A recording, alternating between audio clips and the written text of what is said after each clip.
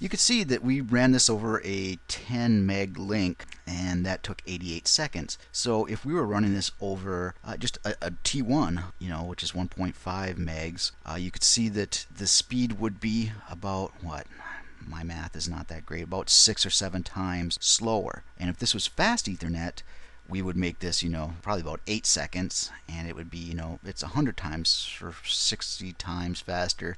Anyways, I guess the point is that it's a lot fucking faster doing it on LAN, with your 10 or 100 or, gigabit if you're running that speeds, than it is running it over the WAN, especially if you have a very slow WAN connection. Okay, so we've got the image on here. Let's verify that it's there. So if we do a show flash, we can see that it is showing up here now. It's in the first partition. Let me pause real quick. I'm going to pop out to the Cisco website. So we're out on the Cisco website, and this is the page that you'll get when you download your iOS image. And I really like this little bit here. So it gives you the release, the file name, and that's the code that we're using here, the date. This is really nice to know your minimum RAM and flash that you need to have available, the size of the image. It'll give it to you in kilobytes and then in straight bytes. And we saw that on device. Actually, if I pop that up, does that match? 624. Doesn't quite match, does it? Maybe that's why this is happening. This MD5 hash, this is what it's saying. If your image is valid and you run an MD5 verify against it, it should give you this hash. I'm going to tell you right now that's not going to happen, and maybe that's because the file size is slightly different. I honestly don't know why, but we're going to copy and paste this guy. So let's jump back over to the CLI. Alright, so we know that the image is there. Let's verify it, and what we're going to do is type verify. Very easy to remember, not so easy for me to type, it looks like. And you could put the file in first, but basically you're going to have to specify that you want an MD5 hash and then put in the file. In this case, it's going to be flash. And again, I apologize, it's partition 1. And you can also put the expected MD5 signature. Well, let's just let it run once by itself here. Takes a little bit to think. And this is the MD5 hash that we come up with. And I don't expect you to have memorized the hash that we had, but this is what it is. So we can see that this hash is different. And we can run this command. If we know what the expected hash is, it's just appending that hash. This is the hash that we expect according to the Cisco web page, and this is kind of nice.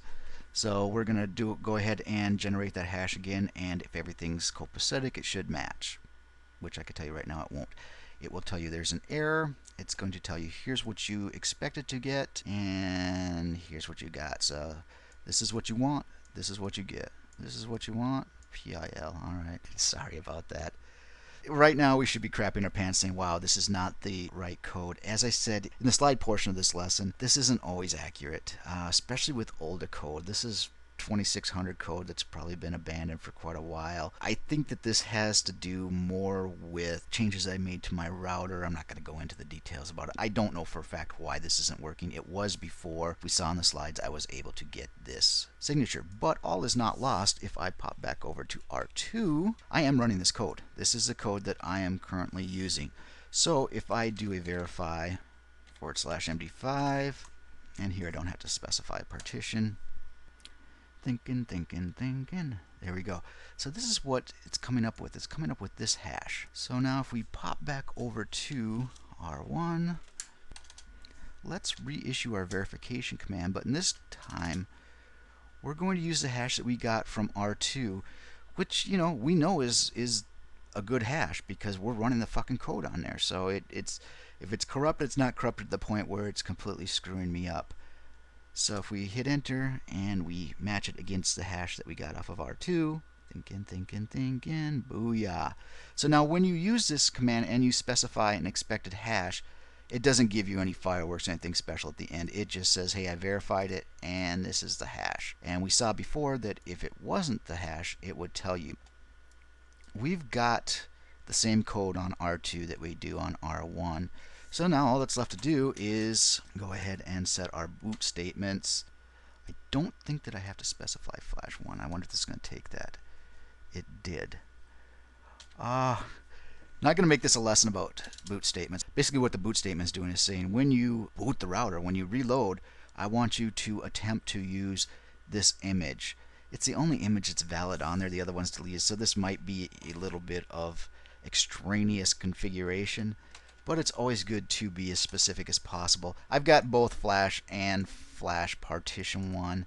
I don't know that I need to specify this. This would be more generic. So if it can't find this and it's looking for Flash Partition 1, it will go to this. So it takes these in order. Again, not to get off on a boot command diatribe here. Basically, it's going to go in order. If it can't load this one, it's going to try this one. And the other thing you want to check is the configuration register. Make sure that this is set to 2102. If it's not, find out why before you reload. What this means is it's going to just do a normal reload. It's going to go in and it's going to get its iOS from these boot system commands. So last thing to do is write this, and I'm going to reload and pause, and if everything went correctly, I should be, well, it won't be that dramatic because it won't be a new iOS image, but I should be able to reload. If this didn't work, obviously when I reload I'm going to be stuck in ROM-mon mode, so let's go ahead and do that, and I will pause. Okay, so the reload has completed, and hopefully, there we go. So we're running, it specifies Flash. I didn't have to do the partition. So Flash, and here we are. We're looking good. And this guy is still here bugging the piss out of me. I'll take care of that afterwards. So that's using a Cisco device as a TFTP server in a nutshell. I'm going to pop on over to R2 real quick, and I'm going to make this quick as possible. I'm going to show you a couple options on there, the access list and the alias.